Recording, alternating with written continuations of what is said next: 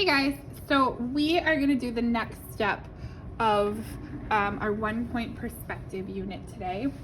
And we are going to actually kind of shoot two birds with one stone. We're going to get two things done in one little activity is going to prepare us for our big activity that we're going to be starting soon. And we're going to make a three-dimensional color wheel. So we're going to be using those skills that we worked on last week. So if you don't know what we did last week, I would recommend going back and watching that video. And using 1-point perspective to create a color wheel, but we're gonna make each section for each color, we're gonna make it look 3D by using that 1-point perspective technique that we use. So I will lead you through it. What you need today is just a plain piece of paper. This is just a piece of computer paper, but if you only have lined paper, that will work too. You're gonna need a ruler or a straight edge, like just even if it's the edge of a book or something hard that you can measure with. You are going to need a pencil and some scissors. Okay, so the first thing that we're going to do is we're going to take our piece of paper and we're going to cut it into a square. Now if it's not perfect, that's okay. We're just going to cut off that little bit of extra so we have more of a square shape. That's going to help us because we're going to be doing a circle. We don't need this extra stuff. With the extra, what I would like you to do is cut another little tiny square. We're just gonna snip and snip. If it's not a perfect square, that's okay. Here is my square. Now, just for the sake of this video, I'm gonna exchange this out with a black one because we can see the black one a little bit easier, but yours is gonna be white, okay? So I'm just gonna make that swap right now. Okay, all right, now this is going to be what we trace, and we are going to be making a color wheel with 6 spots for colors, which means we are going to have spots for our primary colors and we're going to have spots for our secondary colors. And now these are things that you should know from art in previous years. Primary colors are the colors that make all the other colors on the rainbow. Primary is red, and we can make our little note here. Primary is red, yellow, and blue. Okay, and then secondary, we need spots for our secondary colors too. And those, when I think of secondary colors, I think of Halloween colors. I think of orange, which makes me think of pumpkins.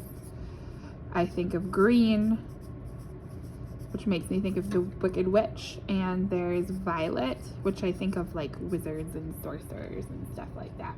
Okay, so there are 6 colors here, 2 color groups, so we are going to have room for all those colors on our color wheel.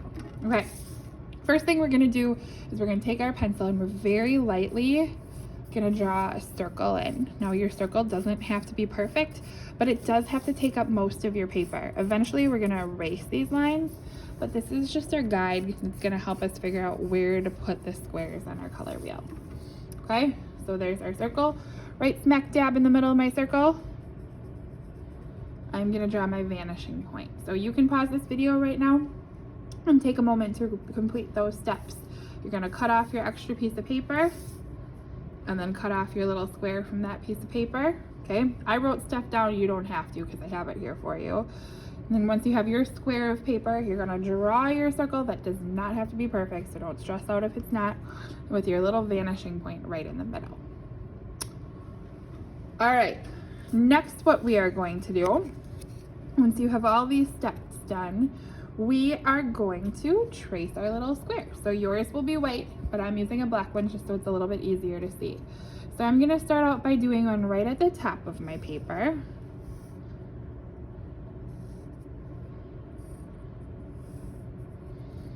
And then I'm going to do it at thirds. Okay, so I'm going to go about a third of the way around the circle, and I'm going to do it now down here. Now notice how I'm not turning it to fit the side. I'm just going to keep it straight, so that corner is going to go outside my circle. Tracing my square, and then we're going to go another third of the way around over here,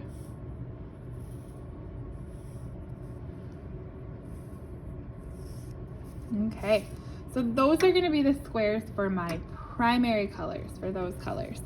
So I will do red. I'm gonna write it really lightly because I know I'm gonna end up erasing it eventually, but I'm just making notes for myself. And then yellow and blue. Now if yours are in different places, that's okay. We just gotta make sure that when we put in our secondary colors, we put them in the correct spot. All right, now secondary colors are made by mixing a primary and a primary, okay? So I'm gonna put a square in between each of the primary colors. And how do I know what color goes in this square?